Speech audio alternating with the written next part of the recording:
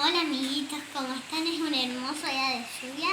Acá tenemos un montón de cosas de pintar porque hoy quise pintar porque no tenía otra cosa que hacer. Acabé de llegar de mi abuela que hace unas tortas fritas que quedan riquísimas.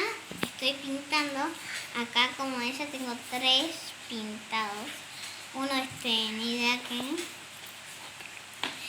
Y es de un zorrino, no sé de qué. Y este es de un ciervo. Estoy pintando ahora uno, perdón que se me pega mucho la boca, uno de unos y hay que pintar siempre adentro. Yo todavía soy un poquito chiquita, pinto poquito afuera, pero pinto bien, me dice mamá. Yo esto todo lo pinté sola.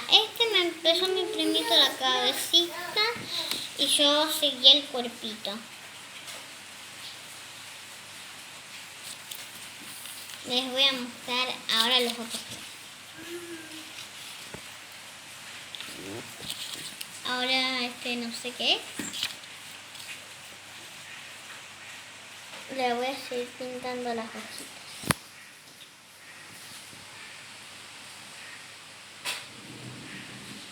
Bien. Chao. Mientras yo sigo pintando los días de lluvia, les dejo un beso grande.